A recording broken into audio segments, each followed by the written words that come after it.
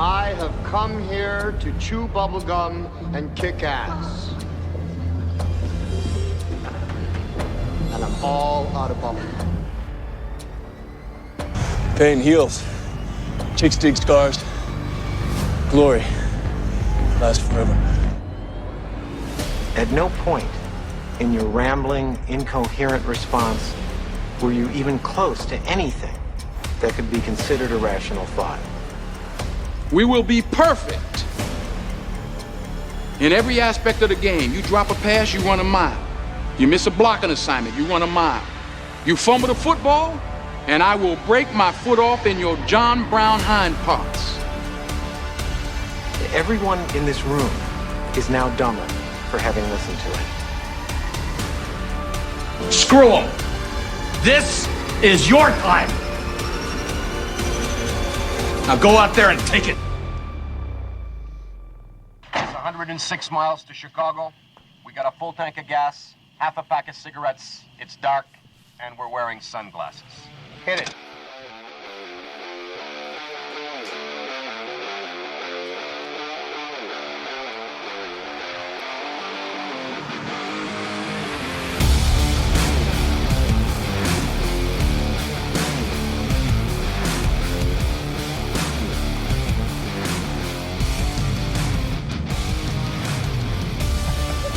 Double A Squad was good.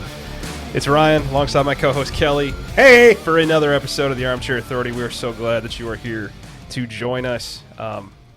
Kelly. I wanted to help you with the countdown. I appreciate that. And I appreciate that you kind of know about the time that I like to come in. 134/135. Yeah, that's good. Coming in. I know these. Yeah. I pay attention to things. I appreciate that. I'm not very active. I walk in, I sit down, I see you've got a whole itinerary of things for us. Right. Yeah. I mean, you're doing everything for the show. I got to help. I got to help when I can. I was impressed. I was like, help. oh, damn, he knows when I like to come in, so that's good. I almost thought about coming in myself. There you go. I'm All right, just kind of jumping over the shark there. Full disclosure. Gotcha.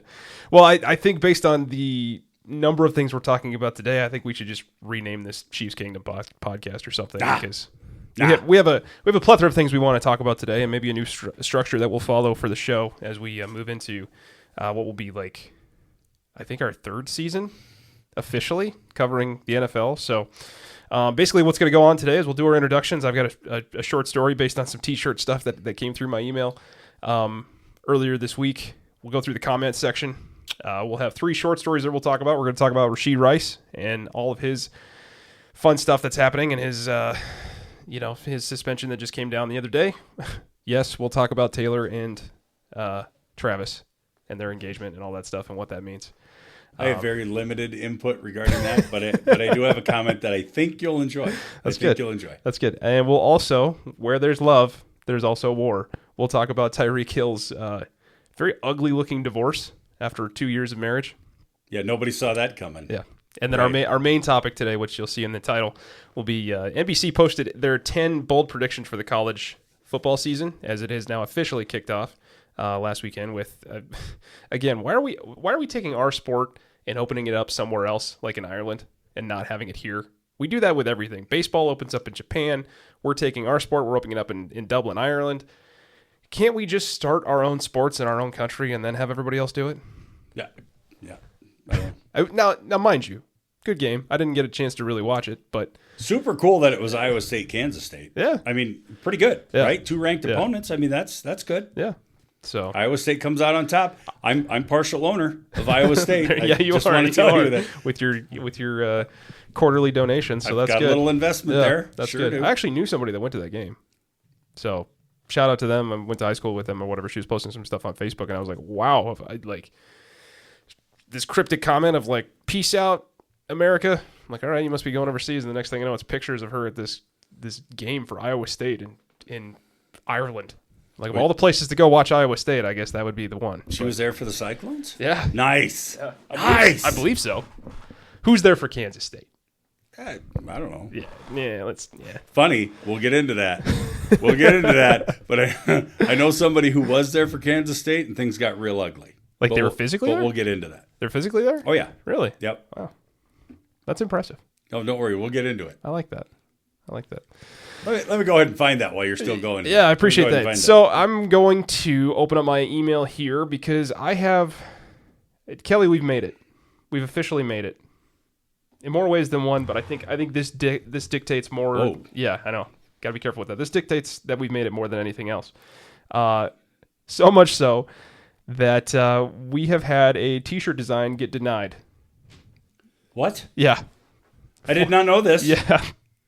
I did not know. And How did you keep this from me? And well, it just happened a couple days ago. It came across my email. So I had submitted a T-shirt design to TeePublic for them to publish, and then hopefully for you guys to order. And oddly enough, it revolves around the "I'm not particularly fond of cattle" design that I created. Okay. No way. Yeah. So I'll have to revamp it and do some other stuff to it. That bitch is patented. That's what? It's not. I wish it was, because this would make it even more funny. But I got this email, and you can see at the top, design was removed. Your right? design was removed. And this has been big letters. This has been in limbo for a while. Like I've sent them emails. I'm like, hey, it's been months. Hey, thanks for 4 months later letting us know.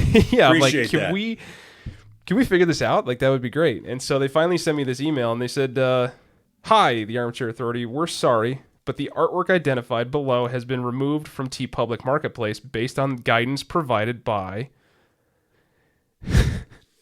the Board of Regiments for the University of Texas." And I'll post this on Instagram so that you guys Are can see you flipping serious? I'm going to post this screenshot of what they sent me, and I'm also going to post the design, which has a football on it. It says "not particularly fond of cattle," and then I have the horns down, and the name of the design was Horns Down. So we we called that. We actually called that. At first, I thought it was going to be some human or animal rights activist or something like that about, cattle. No, and you can see it has nothing to do with cattle, nothing else. It's got a couple Texas colors, and it's got horns down, and it happens to mention cattle. Yep. You've got to be kidding doesn't me. mention the University of Texas. Doesn't mention anything with the Longhorns. I completely change who I'm backing in the opener for college football. Legitimate opener. The hell with the Longhorns. Piss on you, Texas. Seriously. So I'll just so you my- can see that I'm not making it up, and I'll post it on Instagram too, so you guys can see it. But the Board of Regiments for the University of Texas system is where it came across from, and why they weren't allowing us to post it. We've made it. I mean, is that petty? It seems petty. Real? Is it real? So, if I'm understanding this correctly, they kicked our design, or yours, they kicked your design out to someone down there that actually got a look at it and said, yeah, we're not going to do that. We're not going to do that. Like, did that really happen? I don't know, because now I have... Listen to me. I went up a whole octave. It must have. I mean, they legitimately cite where it came from due to the Board of Regiments from the University of Texas. I'm writing a letter. So... I have it like the other spiteful bone in my body is I can print these on Canva, and do whatever I want with them. Yeah. Like I don't need TeePublic to publish them. Let's do it and send like one to them. So let's send one to University of Texas. We should. Yeah, here you go. We should. So it's that was I found it hilarious. I was laughing. What a jackwagon move. I was laughing pretty hard by myself when they came across. I'm like, wow. I think that's like a stamp of, like we've been seen. They know it. They know about us now, right? Like they're like some. I hope they're listening. Rinky-dink operation. Yeah. All started in a rundown house, stinky, moldy carpet, smelled like dirty cheese. That's awesome. Yeah, incredible. So that's the T-shirt update. I'll be revamping the design and putting it on there. But screw you, Texas. Yeah, I think I'm gonna end up printing that one and like putting edition 1 on there, or the anti-Texas edition, or something to that effect. So 4 months. Yeah. Went through whatever process it went through, and suddenly you're denied. Board of Regiments, University of Texas. You're denied. Isn't that awesome? Is that real? That's so cool. Hold on. I'm Googling that. All right. I'm Googling that. While you do that, I'll move on what to... What the hell is a Board of Regents? Anyway, so that's the T-shirt design. I'll get that figured out, and we'll get up another one, because I know there's a few of you that have been talking about wanting to have that specific saying on a shirt. So we'll see if we can get it passed through. If Texas isn't going to... Autocorrect said Board of Rejects. Yeah. Didn't make that up. Yeah. Stick that word. Take that, Texas. Absolutely. Because I know a couple of you really want that saying on a shirt, and we'll get that figured out. But as long as Texas isn't going to be super petty about it, so I can't imagine that's the first anti-Texas shirt that's been posted on that website. So it's merely a saying. I'm not particularly fond of cattle. It's funny. I almost F-bombed it. Dude. It's a saying. I like to imagine that whoever made the decision to deny it or say that we couldn't post it saw the horns down, the two fingers that make up the horns, and I imagine they threw up in their mouth and were like just completely disgusted, like it was some sort of like racist remark towards them, and it was just no, and sent a very angry email back to TeePublic that it needs to be removed. That's how I imagine that went. Probably not. Hey, but. Here you go. Board of Regents, governing body for the University of Texas system, 9 members who are appointed by the governor and confirmed by the Senate. What? We are a big freaking deal, dude. In some way, shape, or form, we have now an affiliation with the governor of Texas and the flippin' Senate. Where did did Greg Abbott go to school? Is he a Longhorn? Wow. 100-year history of UT system. The board has been made up and dedicated and distinguished Texans who have been strong advocates of excellence in academic programs, scientific inquiry, and responsible public service. Doesn't say anything about sports in there. Let it go. Let it go, Board of Regents. Cool. Governor of Texas is involved, and the Senate. That's fun. I don't know how real that is. Jesus, I'm going to have somebody waiting outside my door some morning. Oddly enough, guess who went to the University of Texas? Greg Abbott. In 1981. Greg Abbott. Shocking. Fantastic. Hey, Greg. Shocking. Hey, Greg. Can we call you? Can we phone you in? I like to imagine we got a few questions. He was the one. It probably made him stand up out of his wheelchair. He was so disgusted. He looks a little bit like Roger Staubach. Think so? Yeah, a little bit. From a distant view. See, he does. A little bit like Roger Staubach. Okay. A little bit. All right. Maybe more Tom Landry. Maybe. A little bit. I don't like him. Get his picture off there. You know what? You're welcome. You're welcome, Greg. You're welcome. Can we call you in? Yeah. I got some questions. I'm sure he's busy. So let me ask this. Sorry, this is going way longer than you predicted. What if we do horns up? Oh, we should. Is it okay then? It might be. What are you pissed about? Yeah.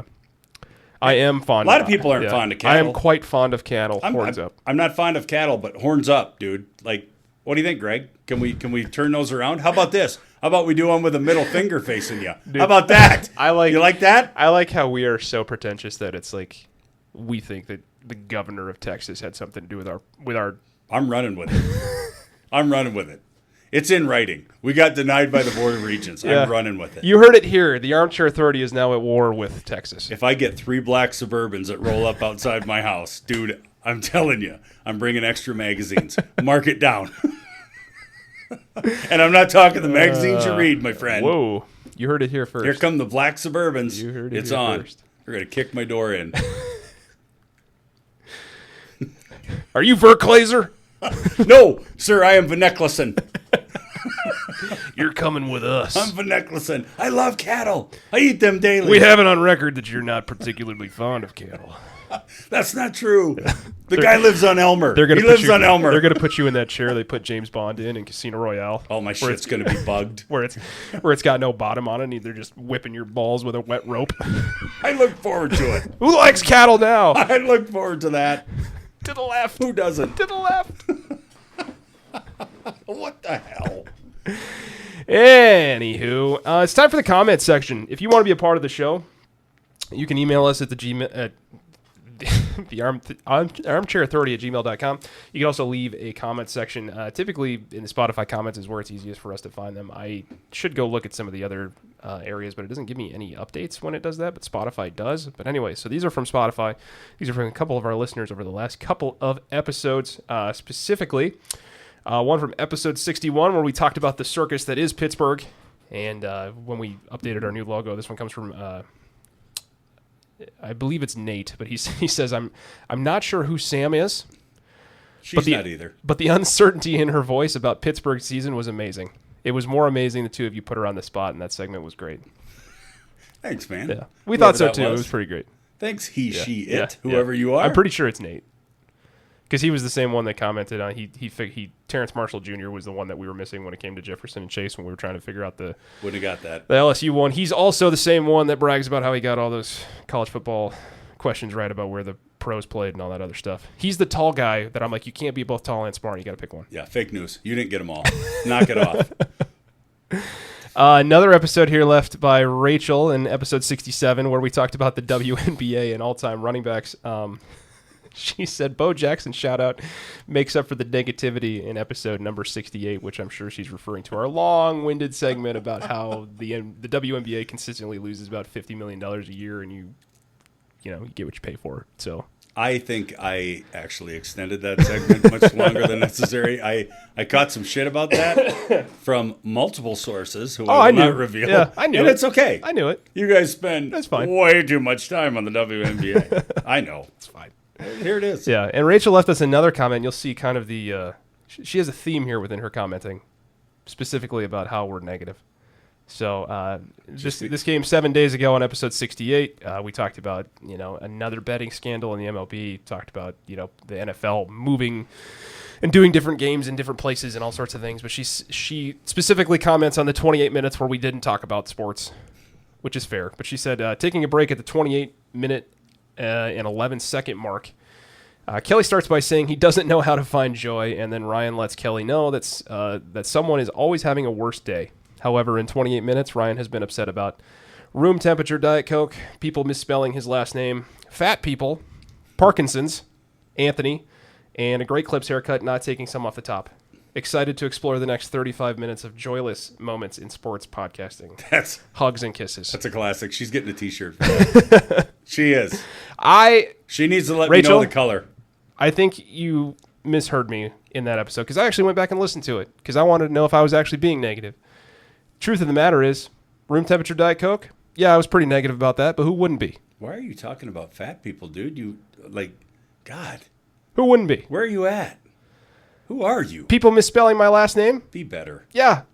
It's been happening my entire life. Pretty frustrating, especially when it causes me not to get certain pertinent information that I need because they put a C in my last name. There's nothing wrong with skulls.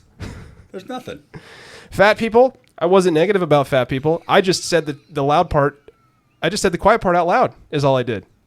You can't tell me, once again, that you're not, if there's a rather, and me being a rather large individual. Man of size. Yeah. Man of size. I was 290 pounds a year ago. All right, let's talk about that. Okay, I've made some changes. I'm no longer that. She must have missed the episode about the Nissan Sentra. Yeah, she must have. Yeah. But all I'm saying is like you're making calculations too as to whether or not that's going to be your seatmate for the next 2.5 hours on that flight. Okay, don't act like you haven't done it. Get off your high horse. Okay, and if you're going to stay on it, do you need some sugar cubes for it? Do it. Let her have it. Let her have it. The Parkinson's comment I wasn't even negative about. I said my uncle has Parkinson's. And I was chosen specifically by the universe to sit there because I was the one that was going to be able to tolerate it. So I took that on as a badge of honor. I helped the man open up his snacks. I wasn't negative about it. Anthony? Sure. Yeah, I'll give you that one. And Great Clips.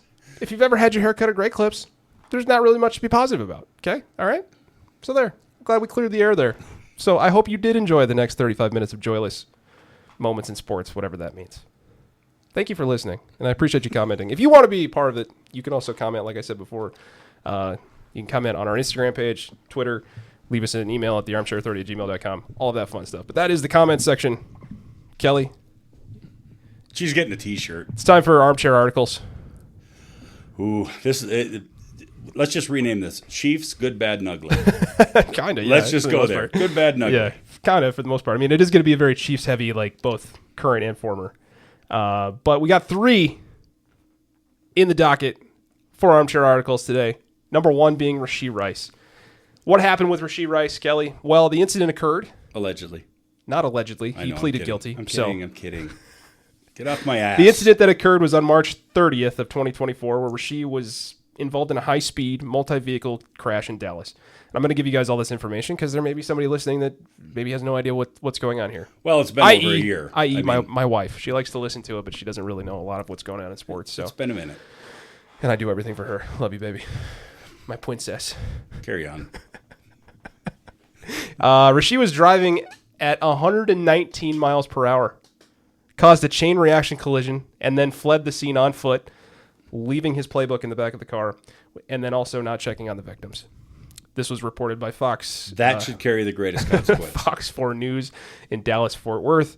The legal outcome of this, so almost a year. So this happened on March 30th of 2024.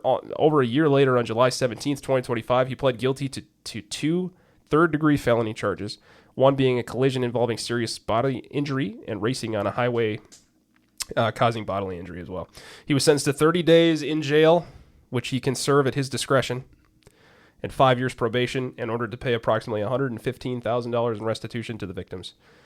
So now this leads to what the NFL did. The NFL was kind of waiting for all of this stuff to come through, see what was going to happen.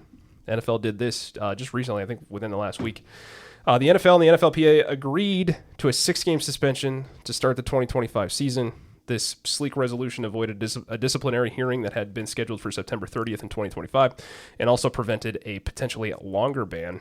All of that information comes via like New York Post, NFL.com, Washington Post, NBC Sports. The games that he'll miss for the 2025 season will be the first 6. So he won't play against the Chargers, the Eagles, Giants, Ravens, Jaguars, or the Lions, and he becomes eligible for his return against the Raiders in Week 7. Kelly, This is a top option in your Chiefs offense. You're going to be missing him for 6 weeks. Number 1, do you feel as though the punishment fits the crime?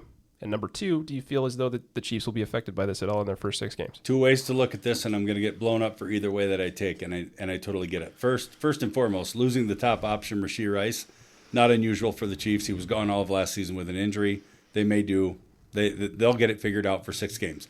So, in terms of the actual consequence, 6-game suspension. If I am not a fan, if I'm an ordinary Joe, and I'm not a fan of the Chiefs, and I'm not whatever, if I'm not really involved in that type of thing, I look at that situation, I look at the severity of the situation, and I say, that is way too light-handed. Way too light-handed. Like, people could have, should have, nearly died for actions that were completely stupid. Like, absolutely stupid. No way to justify it. And then you look at all of the accessory details to it. He fled, he ran, he denied, he did all this crap, he carried this out forever and ever and ever. So if I'm not a fan and I'm not paying attention to the NFL whatsoever, and I'm just looking at reality and I'm looking at ordinary stuff, way too light-handed. Like, should have been gone a year. I mean, I've seen people pounding fists on the table saying he should be done. He should be all done playing. Really? Now, flip side of that, also being a realist, you have to look at discipline that's been imposed on other people for crimes / severe crimes and that type of thing.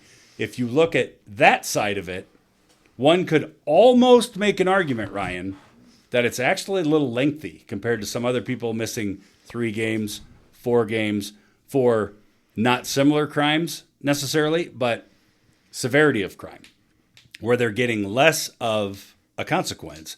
So argument could be made both ways. I'm going to stay here, and I'm going to say I think you and I talked about a 6 to 8. I think when we were predicting what was going to happen when it finally broke loose, it was going to be a 6 to 8 game suspension. So I'm going to sit right there, and I'm going to say, look, you're missing 6 games, and you're missing some really good opponents. I mean, you're missing games where you desperately needed. Eagles, Ravens, Lions. I mean, you're facing your first game divisional in Brazil, opponent against the Chargers. Right. I mean, 1, 2, 3, 4 of those 6 games are against very good opponents. Absolutely. So you're missing some very, very quality opponents while you're sitting there doing nothing, right? I'm going to stay with the 6 to 8, and I'm just going to say, hey, yes, I'm a fan of the Chiefs. Yes, I'm a realist. I think most people who understand kind of the way I look at life and the way I look at things would say, yeah, he can be objective at times. I think 6 to 8's okay. I'm good with that. I'm glad we didn't lose him longer as a fan. But for people who don't know anything about football or follow anything, they're like, are you freaking kidding me? He damn near killed multiple people with his actions and ran away from it. And he still gets to play football this season? You know, I had one person approach me and say, you know what, that's heavy. That's heavy. He missed all of last season. He didn't even get to play last season. I responded with, indeed, but that was an injury. That was injury related that he didn't get to play. He got paid the entire season, being out, injured. He didn't lose any compensation. He didn't really lose out on anything. It allowed him to heal and do whatever. I'm just going to stay 6 to 8 was fair. I'll roll with it. I anticipated 8 or more. I did, but I'll roll with it. I've historically on this show, the only show that I'm on. Me as well.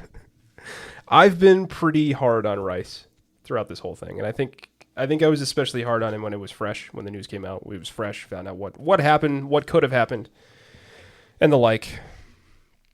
Having over a year to kind of like decompress on a lot of this information and see what's come forward and how he's, voluntarily been involved. Well, just he's what's the word I'm looking for? He has brain fart.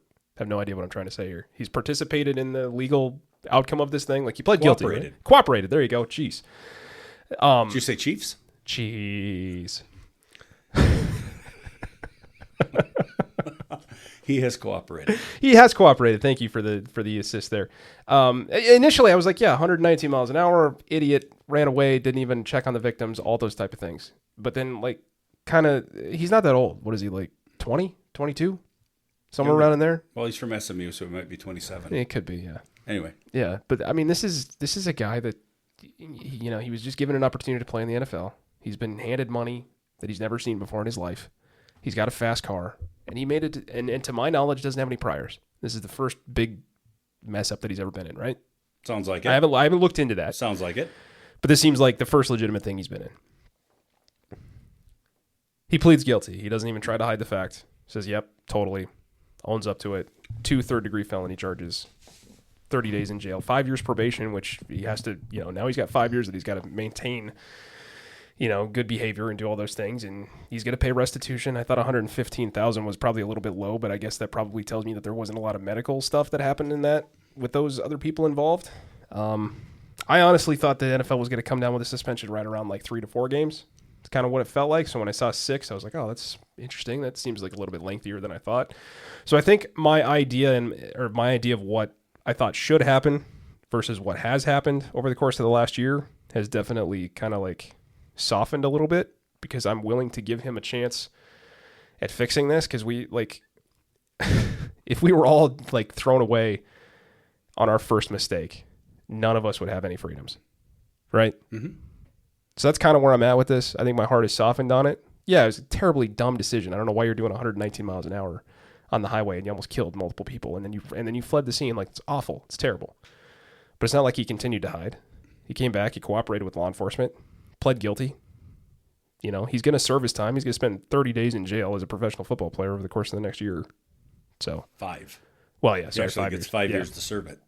So I mean, and then didn't he in fact get a deferred imposition or a suspended imposition or something? Where wasn't there something in there about? I'm sure he probably does potentially be deferred. Yeah, I'm sure he probably does. I'm gonna jump on the other side of the fence really quick, and I'm gonna say that being relatively familiar with the legal side of things, Did he cooperate? Sure, he cooperated. But I don't think he would have been so quick to enter a guilty plea. It's not because he had, the greatest attorneys in town and everything else. I don't know that he would have been so quick to cooperate and or enter a guilty plea if this is plea agreement stuff, right? This is, you plead to these, this is what we're going to tell you that we're going to go in front of the court and we're going to say. Like, this is what we're going to recommend. I think he hears 5 years probation. He hears less than a year or more in jail. And I think it's like, okay, we'll roll with that. Yeah, but you and I both know that, like, based on the information that we have here, had he taken that to a trial, he would have got his ass handed to him. He would have. It's his car. He left the scene. All of the evidence says that, like, it would be pretty easy for law enforcement to tell who hit who and what was going on. I agree with you, but I also think that he's going to take the opportunity to buy himself more time. Sure, we'll take that trial. You're going to recommend like a prison sentence for me and or, a plethora of days in jail. Yeah. Okay, cool. We'll go to trial. Only he knows he's going to get his ass handed to him, but he's going to buy the time. So good for him. I mean, a pair of felony charges. Right. He's got restitution owed to the victims. Hopefully that makes him whole. Yeah. Obviously the trauma is going to be there, but hopefully the monetary side of things kind of gets fixed up. He's got 30 days in jail, which Yeah. That should be a lot of fun for him. Yeah, by the And he's grace of got God, 5 nobody years to died. serve Like it. nobody Correct. died. So Yeah. you have to look at the silver lining there, and I understand that. And I don't know. I would be curious to know that if there's any long-standing injuries with the victims or anything like that, or whatever it might be. Hopefully, it's nothing crazy. But I mean, he made a mistake. It's odd that we could look at $115,000 in restitution and just go, he'll have that paid in one game. Yeah, it just doesn't seem like versus it's you much. or I taking on that type of restitution. It's like, Yeah. Well, okay. Yeah, Guardrail. It seems like a small number when you talk about this type of individual. Does. So, well, they'll be without him for 6 games, and we'll go from there. But I think it's, for me anyway, just to kind of round it out, I thought it was more than what I thought it was going to be as far as suspension goes. Yeah. So, moving on to topic number 2, which I'm sure everybody that listens to this podcast is way more interested in. Kelly, it finally happened. After years and years and years of speculation, months more like, really. I mean, how long have they even been? Have they been dating a year now? 2 years? Is it something like that? Well, she was a part of 2 Super Bowl celebrations, I think. Okay, so just over or a year. AFC Championship probably celebrations. just over a year, something like that. I think so. Yeah. Seems a lot longer than that. It feels like forever. Yeah. Well, It does. I think hell is supposed to feel like forever anyway. So I think that's the point of it. Anyway, Travis Kelce, according to his father Ed, popped the question to Taylor Swift at his home in Lee's Summit, Kansas City, about 20 miles outside of the city. He did it in his backyard, just like all classy men do. Quite an immaculate backyard, might I add. So the story is that he invited Taylor outside for a glass of wine before their romantic moment. And then he popped the question. The proposal occurred approximately 2 weeks before the public announcement in their joint Instagram post. And this is the whole thing where I'm like, tinfoil hat, all this stuff, right? So if you go back over the timeline of things between Travis and Taylor, especially within the last 4 weeks, she's on his podcast. She announces her album, right? Mm-hmm. Supposedly, I guess they were already engaged at that point in time, if you look at the timeline of this. Sure. 2 weeks before the public announcement. Sure. She's like, hey, on one of the most successful podcasts right now, it's probably top 10, top 5, whatever you want to say. Hey, I'm making a new album. Everybody freaks out. Oh, my God. Oh, yeah. Woohoo. So, big deal there. And her publicist, honestly, should get a raise for everything that's happening here. Okay. So then they time it, right? This happened, 2 days ago? Yep. Officially a Yes. week. We're about a week before the start of the NFL season. Correct. Okay. Regular season, yes. They announce it 2 weeks after all of this stuff goes down. It's this big floral arrangement in his backyard. Travis apparently transformed his garden into a floral wonderland, using over 2,000 flowers, including roses, ivies, and willows, taking around 800 pounds of foliage. Show you 800 pounds of foliage. The display cost an estimate $38,000, creating a fairy tale-like ambiance reminiscent of Swift's artistic aesthetic. 2 weeks later, they announce it, which was 2 days ago. Kelly, football season kicks off here in less than a week, right about a week. Yep. So now the story is we just get to talk about this all year long. Yep. All year long. I'm not. In conjunction with their engagement, in conjunction with the Chiefs being on every single week, in conjunction with her new album being released. And now, up until we hear who's going to be performing at the Super Bowl, that is all we're going to be talking about as well, because it will be the season of Taylor until we find out. We usually find out towards beginning of October, end of September, who's doing the halftime show. I swear in everything, if she's the one that ends up being the halftime show, because she's like the big white whale they've been trying to get for a long time. She's probably the last of the major super duper Uber There you stars, go, talking right? about fat people again. Big white whale. Here you go again. Posted it in the comments. You're Here right. we go. You're right. That's just me. You insensitive bastard. No, I'm with you and I'm over it. I'm done with it. You can't be over it because Yes, it's I am. That's all we're going to be talking about in every I'm single not. Chiefs game. I'm not. Then you better turn the volume down because that's That's all it's fine. going to be talking about. People thought that the cameras pan to her too often.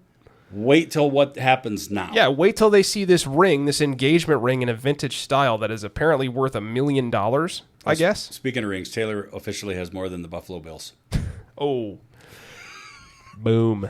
Boom. So the engagement ring is a vintage style, old mine, brilliant cut diamond. This thing looks like ass, by the way. All this money, this is the best you can do. One man's opinion. It's what they want. Engravings and personalized touches believed to grace the band, and fans speculate a tiny T is subtly embedded, perhaps for Travis, or as a mirrored monologue with deeper meaning.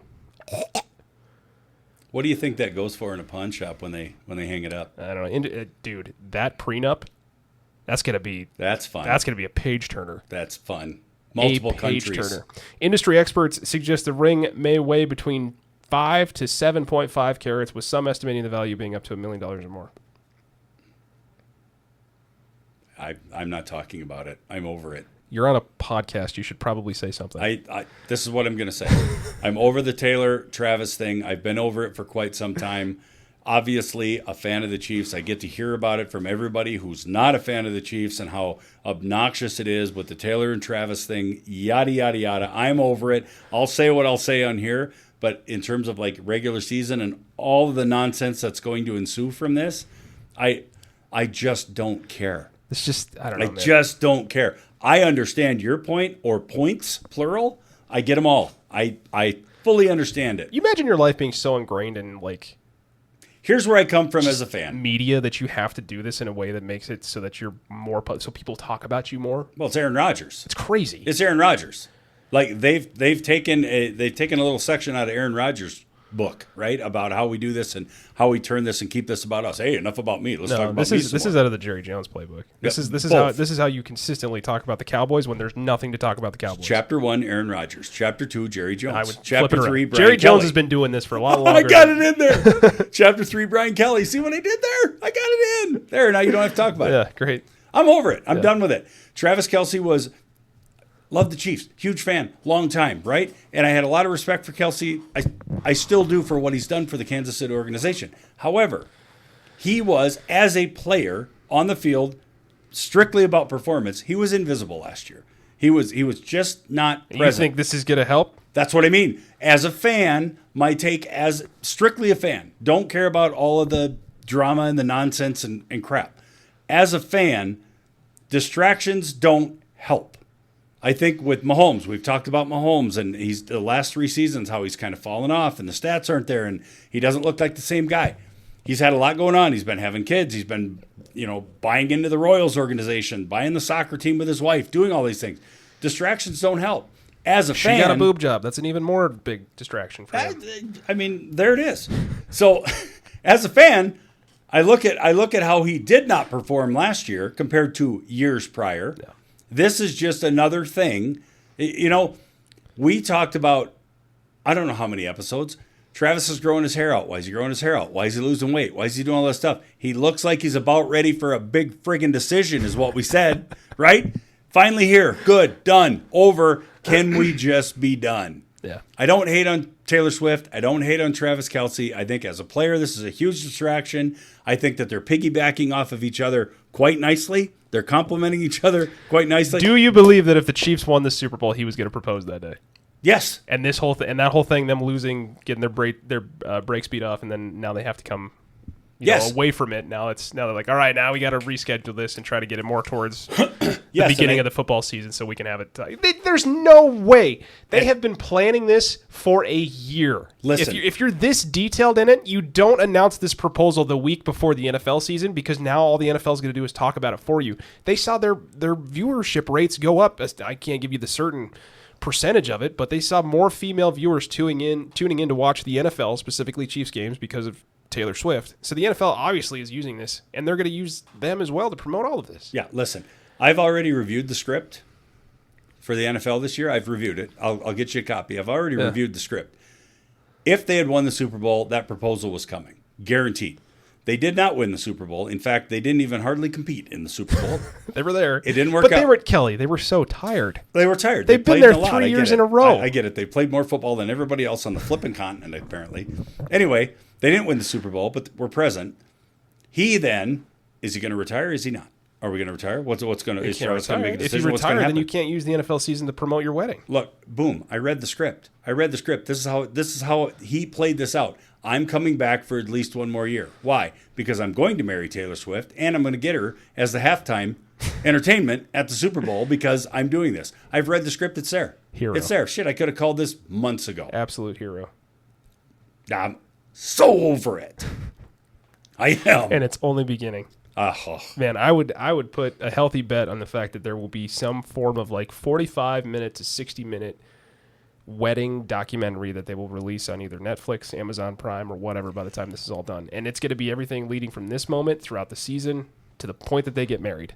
There's going to be some form of reality thing around it. And you know that I'm right. I know you're right. I know you're right. And I'm going to pay attention to this, and I'm going to follow along with this the minute I see a wedding invitation show up in my flipping mailbox, because that's as much attention as I'm going to give this shit. Seriously. I'm done with it. This is just it's going to be around for a while. It's Instagram. They had a joint post, which was pretty funny. So, when you tag somebody in an Instagram post, it has their handle next to yours. So it was like Taylor Swift with Killa Trav. Killa Trav. He's not Killa Trav anymore. No, but I mean, that's what his handle is on Instagram. Yeah, I know. So that was pretty funny. It said, your English teacher and your gym teacher are getting married. I did see that. Perfect. I I scrolled right over 30 million likes in under 24 hours, and it's the top 20 most liked posts of all time. I saw the picture on Twitter. I saw the thing. Actually, in fact, yes, a coworker in my office actually sent something to me. Travis and Taylor are engaged. I hit delete immediately. I saw the post or the picture in the flowerful backyard. Yep. And I scrolled right through that, and I'm done with this. I truly am. I'm done with it. It's not done with you. Can I say I just don't care? I don't care. It's not done with you. Bring on the season. I don't need all the other nonsense. I mean, I was far more excited about Shiloh Sanders getting waived for getting in a fight than I was about Taylor and Travis getting baited into a fight that right. eventually led to him. Either way, I was far more excited about that. I think he's going to get that drew a lot more of my attention than this did. I don't care, Ryan. I don't care. And Mahomes and his wife named all their kids after, fancy medals. So we got gold, bronze, silver, sterling. We got all that. Do they really? I didn't know that. Yeah. So it's sterling, it's bronze, and then it's who is it? Sterling, bronze. I figured it had to be gold, but it wasn't gold. It was something like, what the hell's the third kid's name? Platinum. I'm going to go with that. Diamond. No. Is it diamond? Cubic zirconium. I should know this. I'm a big fan. I should know this. I'm a big fan. I'm a big fan. I should know this stuff. Okay, here we go. Yeah. We're all waiting in golden. Okay. Yep, golden. Yeah, nice. So we have Sterling, who's the oldest daughter. Then we have bronze, who middle, and then we have golden. So we got them a little bit out of order. The Olympic Committee didn't approve of this because it was sterling, bronze, and gold. Yeah. But in any event, there we go. All right. So where's Travis going to go? Are they going to have kids? I mean, can they even have? Oh man, you imagine that? I mean, this is going to be the equivalent. This is going to be the closest thing to an American royal wedding that we've ever seen. Yeah, it will be. Yeah, I know. Because the crazy Swifties that are out there are going to. And my God, if they end up divorced, those Swifties are going to eat him alive. I'm sorry. Did you say if? I listen. Let's go when. Let's go when. I like to believe in people. Okay, I'm gonna give him a couple. A little bit of a percentage there. You bullshit. What? Hit the button. I don't care. Crap. It's not if. It's when. Come on. Have some faith, dude. Can't you see that it's love? I came in positive until Greg Abbott stole my thunder. Greg Abbott ripped my thunder right out of my heart. I like to imagine this is nonsense. Greg Abbott knows who we are. This series, he's gonna. Well, let's get a hold of him. This is nonsense. Kelly, you know who isn't in love anymore? Tyreek Hill. No. He's just not in love with his wife. the mistresses are fine. I mean, count them off. Which one? I guess exactly. So Tyreek Hill's going through a bit of a messy divorce, and this is our third and final article. Have you ever seen somebody have 28 different custody hearings for 28 different kids? No, I can't say that. Dude. Who was the defensive back that played for the Chargers for a long period of time? Rogers Cromartie? I'm pretty sure he's got a ton of kids, too. Yeah. Phillip Rivers has a lot of kids. He's got like 12. Yeah, but he's still with his wife. He is. Yeah. I mean, he put together an entire 11-man unit. Like true. he's they're co-ed. It's true. They're co-ed. Yeah. But he's got an 11-man unit there. His oldest or something is. Not only does he must have a unit, but he's got an 11-man unit. Hell yeah. You know? Hell yeah. Bro. Yeah. Nice. Yeah. Nice. Yeah. I think Philip Rivers' oldest is like getting close to playing at some point. I think Probably. something like that. It's just I think they had said it. And I'm like, is he really that old already? And it's like, oh yeah, you got 12 kids. Probably throws the ball like That a makes shot, but sense. like his old man. Yeah, probably. Not a big Philip fan. No. His wife sure likes him, though. That's lot. good. That's important. A lot. That's important. Often. Anyway, speaking of somebody's wife who doesn't like them, Tyreek Hill is going through divorce. His What a marriage, shit show this is. You know what? If the Chiefs didn't see the writing on the wall, I mean, come on. Yeah. Come on. It doesn't list her first name. Do you know her first name? It, It just lists her as Vaccaro. So Hill and Vaccaro got married. I think her first name's Victim. Nice. Victim Vaccaro. I think that's it. Yeah. Hill and Vaccaro got married on November 8th of 2023 during the Miami Dolphins bye week in Austin, Texas. The initial filing for divorce occurred on January 22nd of 2024, so you could see that they made it a super long time. All 3 months. I think her first name is the money symbol. Gotcha. I So think Hill was the one that filed for divorce in Broward County in Florida, citing Irretrievably? there you go, irretrievably. That's not a word you see very often. Irretrievably. I'm going to That's put that weird. in my vocabulary. Isn't that? That's weird. That's a weird one. That caught me off guard. Dismissal of petition 8 days later. Hill dismissed the divorce petition, stated he had not authorized it, and had fired the individuals responsible for it. The second filing, despite the dismissal, Vaccaro filed for divorce again in April 25 following a domestic dispute at their home in Florida. Fake news. That doesn't happen. So you get married November of 23. A divorce filing happens in January of 24. Apparently 8 days later, it was dismissed based on the stating that he had not authorized it. And then a second filing occurs by the wife. The beatings weren't done yet. Yikes. He had to have that dismissed. Yikes. He hadn't got his last shot in. The financial statement, the divorce has led to significant financial arrangements.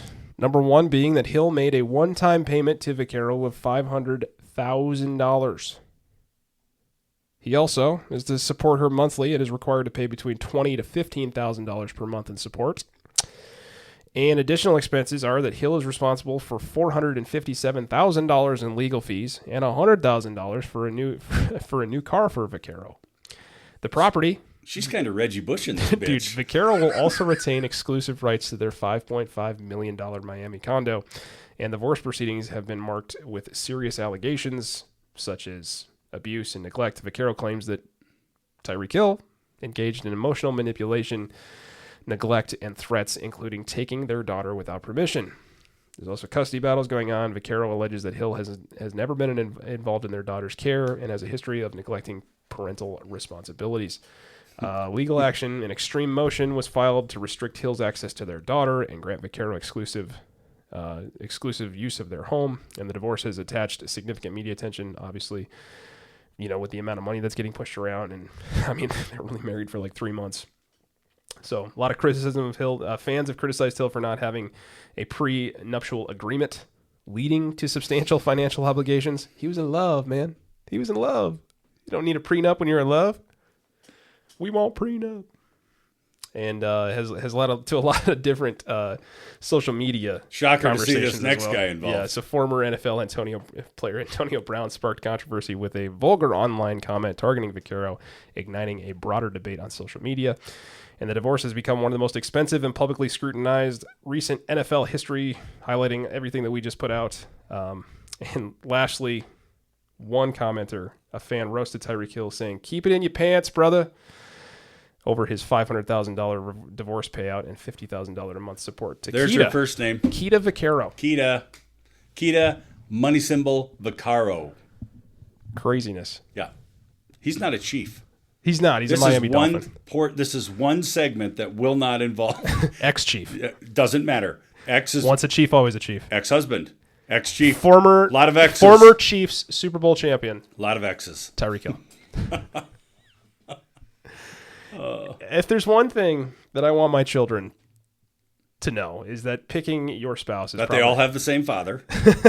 and picking your spouse is the most important decision you will ever make in your life. yeah. And this sums it up perfectly for me here. She was probably the right choice for his first wife. For 3 months. Yeah. Yep. That's crazy. Like, Now introducing Mistress Number 1. I like lots and lots of money. And I don't care how fast you are. You could be the fastest man in the league, and I don't even care. Mistress 2? We're not playing that game again. That didn't go over very well. I like to go to football games. Have you seen my album? It's coming out Oh, soon. boy. Anyway, we'll move on to the main topic, and this comes from NBC Sports, Kelly.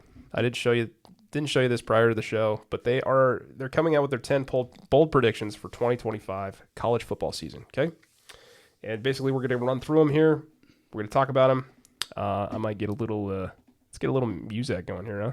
Yeah, do it. I mean, tried and true classic here. Oh, look, a Texas player on the front. Oh, gee. Board of Regents approved that jersey, asshole?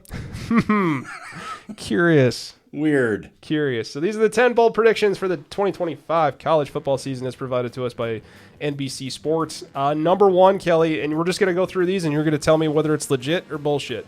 Okay? Okay. All right. So number 1, Arch Manning will win the Heisman Trophy. Waits to be seen, but man, a lot of hype. I don't think that's too unrealistic. I think that he's got a words are hard. He has a legitimate shot to come home with the Heisman Trophy. And I think it will be based on performance more than name. So he's the favorite to win this year, and according to all major sports books, obviously it has a lot to do with his last name and the expectations the sports world has for Peyton and Eli's nephew now that he's taking on the reins at Texas. So we'll see. He's got a lot to live up to. Well, he's got a good flipping team around him. Yeah, he does. But we'll see. I mean, it's just got to be better than Quinn Ewers, right? Yeah. So maybe hard, may not be hard. I don't know. Phrasing. Number 2, Penn State will beat multiple top 5 opponents in the regular season. Fake news? Best predictor of future behavior is what, Ryan?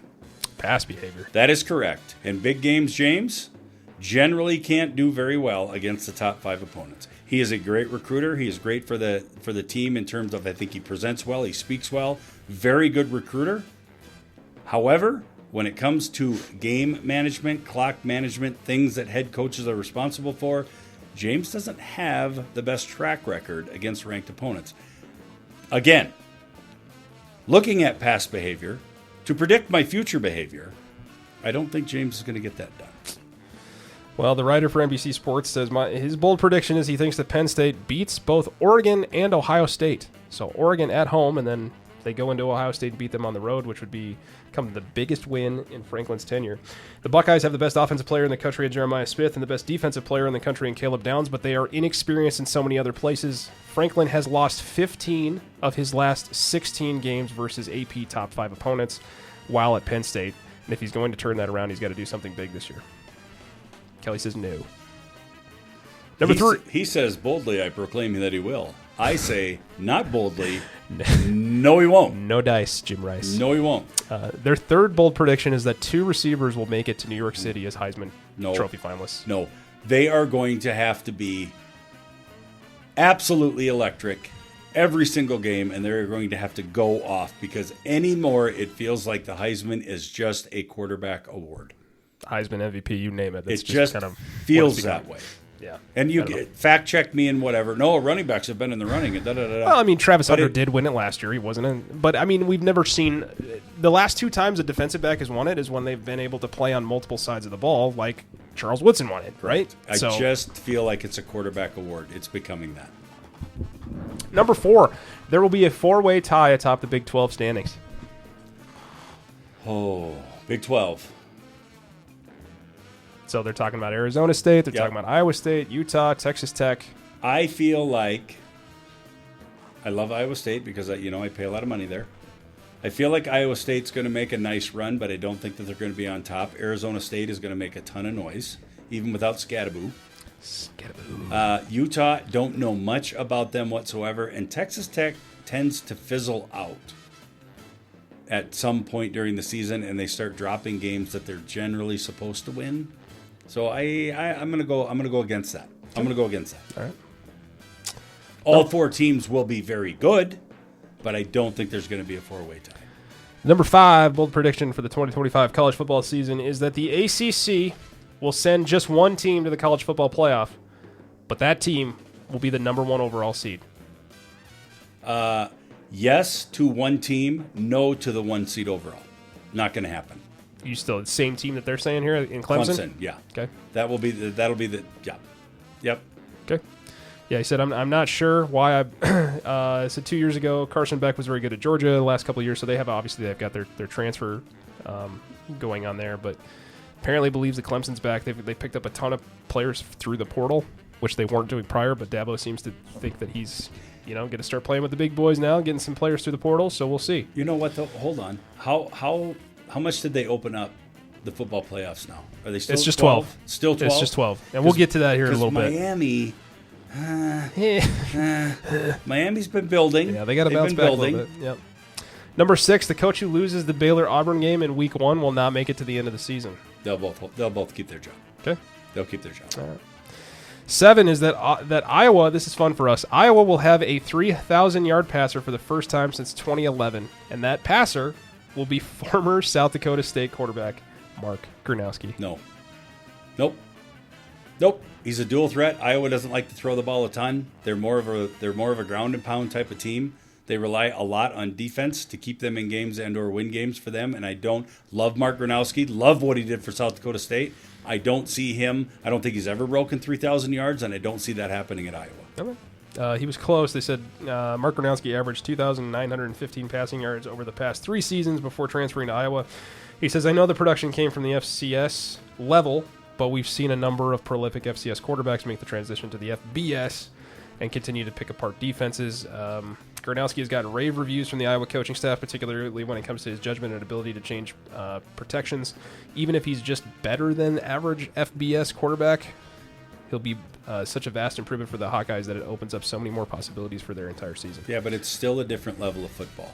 They're both Division I. I get it. No disrespect to the FCS to the FCS. No disrespect. It is still a different level of football, and the speed of the game is still tremendously different. Number 8, they say that Oklahoma will be a vastly improved football team, but win just one more game than they did last year. I'm going to go with that. Okay. I'm going to go with that. Okay. So I have no other analysis whatsoever, but I'm going to go with that. He says the schedule is brutal. Oklahoma has a home game against Michigan in non-conference play with a game against preseason number 1 Texas to open SEC play, and with road trips to Tuscaloosa, Knoxville, and Columbia on tap. So then Alabama, Tennessee, South Carolina are all ranked so far in the preseason polls, and then Oklahoma still has Ole Miss, Missouri, and LSU at home to round things out. The Sooners could easily go 7-5, and a slight step up from last year's 6-6 performance. So it's difficult for me not to see Oklahoma at 7-5, even in a down year. That's a tough schedule. It's still Oklahoma. That's a tough schedule, man. I know, but it's still Michigan Oklahoma. will be better, even with the stuff that they have. Maybe we probably should have talked about this. We can bring that up later with their suspension and everything that happened for that, which is kind of interesting. But Sometimes you see these teams kind of disappear a little bit, and you don't hear much about them, and they're just very quietly building, yeah, recruiting, building, transfer portal, whatever, and they're just quietly doing it, and they like to stay under the radar, and all of a sudden it's like, oh, yep, that's Oklahoma again. Yeah, you brought this up earlier. This is number 9. The Big Ten won't agree to change the college football playoff format by the December 1st deadline, so the bracket stays at 12 for the next season. Yeah, very true. I think it should stay at 12 permanently. I know that doesn't make them the most money, but it makes the most sense to me. I don't know why you need to have 16 teams. I think just keep it at 12. But there's been a lot of talk over the course of the last couple of weeks, whether it be about the bracket, whether it be about number of schools that should have permanent slots within there. I know that the SEC is making a bunch of changes to their schedule as well. What do they do at 9? I think you got to play 9 games now. Yeah, something within conference. Yeah, we're already seeing from the 12-team format what we would see from the 16-team format. Even allowing 12 teams in, when you're getting teams in there like SMU, Boise State, that type of thing, feel-good teams, right? Hey, look at these guys. They're a smaller market team. Here they are in the college football playoffs, but haven't shown to be overly competitive when they get there. I think going to 16 will just give you more of what we're already seeing at 12. Yeah, it's just going to continue to push a narrative of like a 2-conference narrative anyway, which is money driven anyway. Yeah. That's what it is. Yeah, there needs to be a commissioner at some point of the NCAA. No, we talked about it. I know. Nick Saban. I'm just saying, I'm furthering the point here. Hell yeah. Because right now the NCAA is just it's a ghost organization that does nothing but collect money and has no power whatsoever. No, they need oversight big time. Bring in Nick Saban, let him oversee transfer portal and all that other stuff going on. Yeah. Bring it back. Try to restore some justice to this baby. Yeah. You know what? Bring back the MLB's integrity of the game. Bring back the integrity of college football, Nick Saban. Come on. You got my vote. When I'll the Big start a Ten petition. Commissioner and the SEC commissioner have more power than in the NCAA, Yeah. I mean, you have a problem. Something's going wrong. You have a problem. Correct. Lastly, number 10, they state that Bill Belichick's UNC squad makes the Mayo Bowl, and he receives a mayonnaise bath. May make the Delivered Mayo Bowl. by his girlfriend, Jordan Hudson. Not true. The potential for a Mayo bath was the very first thing I thought of when Belichick was officially announced as the Tar Heels head coach. It would be the perfect way to end the most unlikely first college football season for the 73-year-old, basically saying that they're going to go 8-5 and win a bowl game. Legit or not? They'll make a bowl game. Yeah. It's either the Mayo Bowl or the Pop-Tart Bowl. There could be no other options. I'm not sure she's going to lube him up with creamy mayo, but they're going to make a bowl. It'd probably be the other way around. Oh, well. Yes, sir. Yowza. Yeah, man. So those are your bold predictions, as provided by NBC Sports. I think some of those are good. The Arch Manning thing, that's so much pressure for a kid that's done nothing so far. I'm telling you, he's very unproven. He's very unproven, in my opinion. I think he's got some work to do. Wild. All right, Kelly. You carry a name like that, you play for that program, and you carry the name Manning. Yeah. Obviously, sky's the limit for expectations, right? I mean, there's a lot of pressure there. A lot of pressure on that fella. Sure. Give him hell, Arch. And buy our shirt, would you? I don't particularly care. I don't particularly care for cattle. Yeah. Or Greg Abbott. But you give him hell out there. All right, man. We are reaching one of our final segments of the show, in a segment that hasn't been around for a while, but a segment that if you've been listening long enough, you're familiar with. I want to say it's one of the very first original segments of the show. So I have to find the appropriate music for this, and I think. Yeah. No. Are you going to be mad? Are you going to be angry? No. Are you lighting somebody up? Not necessarily lighting somebody up. It's just I've seen enough. You can. I mean, if you've got something horror related on there, I mean, go ahead, because we're talking coffin corner, right? We're going to the coffin corner. If I just play Jingle Bells, I don't give a damn. Play whatever it is. Witty Fellow. I mean, that feels a little bit right. What's Witty Fellow? I got this. You got the classic battle here. Classic battle All it right. is. I present to you Kelly's Coffin Corner. Okay. Let's start right here. Anybody and anybody. Whoa. The arm has gotten away. That was pretty incredible. That was nice. Were you going to swing that over to me? You want me to take mic 1? Then I can use that button, which didn't work. Which did not work. It didn't work. Yeah, it was unfortunate that it didn't work. What a huge letdown. Yeah. Why do it again? It didn't work. Anyway, anybody and everybody who follows any type of sport, be it college, be it professional, more so in the professional, we always get these moments where we get players who are overhyped coming in, they enter the league, and all of a sudden they just they have a very lackluster career. So organizations say, you know what? We just don't think you fit what we do here anymore. We think that we can find something better, maybe more for less, that type of thing, spend less money, that type of thing. Please insert Sky Moore. Former Kansas City Chief, drafted in the 2022 draft, wide receiver, Western Michigan, I believe, correct? I think he was a Western Michigan guy. In any event, Sky Moore came in and they ranted and they raved about Sky Moore and the productivity and everything that he was going to bring to the Chiefs organization and what it was going to be like when he got teamed up with Patrick Mahomes and the plethora of other talent that they had at wide receiver at that time. Well, Sky Moore, the well has run dry, and Kansas City has said, we are all done here. You are not bringing to our organization what we need anymore. Sky Moore then gets traded to the San Francisco 49ers. We can't just go quietly into the night, Ryan. No, sir.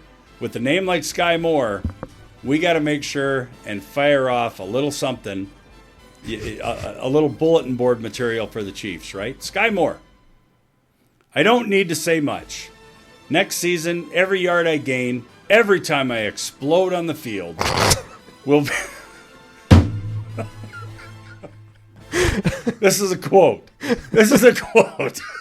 Are we still talking about the Tyreek Hill story? No, we're not. Okay. So let me start over. And it was labeled breaking news, which in itself is very disrespectful. I don't need to say much. Next season, every yard I gain, every time I explode on the field, will be my answer to Kansas City. And I will make them regret it. Sky Moore got traded from the Chiefs to the San Francisco 49ers. He comes out with this statement, how he's going to make the Chiefs regret for every time he explodes on the field. Ryan, insert stats, which stats don't lie. He played for Kansas City in the 22, 23, 24 season. Okay? 16 games played in 22. He had 22 receptions, 250 yards. You want to guess TDs? 3. It comes in a circle. 0. 2023 season, 14 games played, 21 receptions. You want to guess touchdowns? 0. 1. 2024, he played in only 6 games, right? Was it due to injury? Not so much. But he played in 6 games. He had 0 receptions, targeted 3 times, 0 touchdowns. Career with Kansas City. Career. Okay? 36 games played, 43 receptions, 1 touchdown. For a combined total of 494 yards receiving. Do we want to talk about fumbles on punt returns? Do we want to talk about drop passes? No, we don't want to put those stats in there because the drop passes far exceed the touchdowns. Okay? Sky, listen to me, my man. Listen to me. Don't start writing checks that your performance can't cash, brother. You got let go from the Chiefs. You actually got held onto by the Kansas City Chiefs 2 seasons longer than most of us realistic fans felt you should have. You were being replaced by guys like Justin Watson. You were outplayed by Marquez Valdez-Scantling. You were outplayed by a host of other Amazon drivers that played wide receiver for the Chiefs. Please don't make the comments that you're going to explode on the field and that you're going to make Kansas City regret letting you go. Whatever draft pick, which I feel like might have been a 6th rounder, whatever draft pick Kansas City got for your trade will be remarkably better performance-wise than you were for the Kansas City Chiefs. Sir, please be better. And that segment was brought to you by Jergens. Hashtag not for a when you sponsor. want to explode on and off the field. Sponsored by Costco. That's it, man. Like, come on. In all reality, come on. If you want to be a big household name, like take somebody like Devontae Adams. Take somebody that's actually had some just crazy productivity somewhere. And you get let go because simply, it didn't work out. Contract didn't work out. We couldn't afford you. We had it's a cap casualty, whatever the case is. Go ahead, run your mouth, do whatever you want. But at least have something to back it up. Sky, you might be a great guy. You might be a really, truly great guy. You played for a smaller college. You got drafted in the NFL. You got your chance. And, man, you dropped a lot of passes. You weren't productive. You didn't find yourself getting open. You weren't trusted by Patrick Mahomes. You clearly weren't trusted by the offensive staff. You got let go. It's what happens. It's a business. But, man, be quiet. You're not coming back to explode on the field. You're not going to do anything that you spoke of. Chiefs aren't going to regret the trade. Nothing that you show them will make them regret that trade. So just stop. Be better. Be better. Care more, Sky. Care more. Don't be you. Don't be you.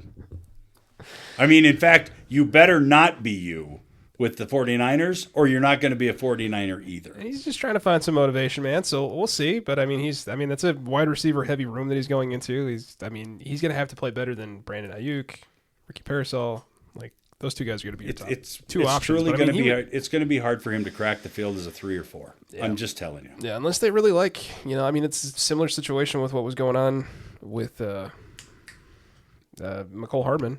Yeah. I mean, same guy. Yeah. Same guy, different name. Another guy, McCole Hardman, Marquez, Valdez, Scantling. These guys saw the field over Sky. Yeah. They were slotted in the lineup on top of the depth chart ahead of Sky Moore. Cool name, though. They kept you entirely too long. As a fan, Yeah. they kept you entirely too long. I saw enough muff punts, drop punts, fumbled punts, drop passes. I saw enough where it's like, okay, I can get this at my local high school. If I want to go watch somebody just drop passes, I'll just go watch high school football. Well, I mean, he's 24 years old, so it's close enough. Yeah, ridiculous. Yeah. Well, very good. Thanks for doing that. It's nice to have that segment back. Roger that. Very, very good. Well, I believe, do you have anything else? You wanted to talk about the Rangers for a minute? I do. Okay. Can we just for a second, can we get some music? Can we get something? Can we get some fanfare? Can we, just something. Get us something. Other than that, Hill City Rangers started off their season, Ryan, last Friday with a home game against the Stanley County Buffaloes. The night went well offensively for the Rangers as they defeated the Buffaloes 72-32. But all jokes aside, it was a very interesting game, and it was a very exciting game because our team is made up of, I think we have 33 players. I think we have 31 eligible, a couple guys injured, but we got 33 players. The culture is shifting in Hill City. Players are believing in one another. It's great. Our units are made up of several veterans to include several youth. You kind of got to see things shaping up where the younger kids were younger kids, right? And here's their moment. They're on a varsity field. We got the lights. We got game. We got live action. You know, are we going to catch up with the speed of the game? Is everything going to be okay? Kids are learning. Kids are growing. Great opening game for the Rangers. Super proud of them. Super proud of how they performed. Things that happened within the game in terms of allowing 32 points and that type of thing. Any mistakes that were made, any mental errors that were made in the game, which is always going to happen, especially at the high school level, everything can be tweaked. Everything can be fixed. The kids embrace it. I think they understand how good of a football team they really are. And I think week 1 to week 2, I think we're going to see a drastically different football team. We're going to see a different approach. We're going to see a different mindset from the kids. It was great. Great start for the Rangers. Appreciated all the fans. Appreciated, stands being full. People standing all around the field. Great atmosphere. Rain stayed off. Got to play it in Hill City, surrounded by mountains and pines and all the good stuff. But thank everybody for the experience. It was a great opener for the Rangers. Hell yeah. Nice job, Rangers. It's fun to have that sport back.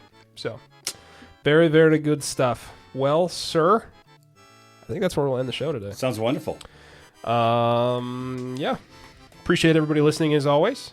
Again, like I said at the top, if you want to be a part of the show, like Nate and Rachel were today with their comments, you can always leave us a comment on your podcast service of choice. Chances are it will probably be the ones that are read on Spotify. I'll go check some of the other platforms, but Spotify is the one, like I said, that notifies us quite a bit. So you can leave comments there. You can also email us at thearmchairauthority@gmail.com. You can follow us on Instagram and Twitter. So leave your comments there, any sort of questions that you have. If you would like an original, I'm not particularly fond of cattle shirt that was denied, let me know. I can figure out how to get you one. We'll figure that out because just out of spite, I just want to make a couple of those shirts. So, next week we'll be back. We'll be looking at the start of the NFL season a week from at time of recording. The NFL starts a week from now, which is crazy. It's crazy awesome. It's crazy that it's already here. And we'll have plenty of storylines to come out of that the following week once we're able to kind of digest some of the games that are going on and some different things. But as always, the only way we can really get new listeners is if you tell somebody about us. So please, if you think you want somebody else to listen to us because you think we're funny or stupid or you think you could do it better, I think go ahead and tell somebody. Let them listen. I think that would be great. If you think we deserve 5 stars, you can give us a 5-star review too. We're also on YouTube. So we've got all of our audio versions of our podcast over on YouTube as well. So you We're can also in over Texas. We are clearly in Texas. Shout out to Greg Abbott. He knows who we are, so that's cool. I'm not going to let you end just yet. How in the hell does an organization, is T-Public based out of Austin? Are they based out of Dallas? No, I'm sure they've had other designs that have been published, and somebody looked at it and said, "That's gonna There's nothing on there that signifies a university at all, though. It went from funny to kind of pissing me off. I think it's funny still. So I think somebody in the review department saw that it was horns down, and they were like, "We better run this through something before we get our butt sued." So maybe they're looking out for us. Maybe, I don't know. A lonely little podcast, but You can't sue us over that. Come on. I was supposed to be the rock on symbol, and I just had it inverted. That's my Whatever. bad. And don't roll up on me with black Suburbans either. I'll say that again. Don't roll up on me. Yeah. Yep. At all. So anyway, we appreciate it as always. We'll be looking forward to chatting with you guys next week. And yeah. Horns down, baby. Horns down. Ranger up. Ranger up, horns down. They know the game, but they're keeping it fun, poking fun at the stats. They're second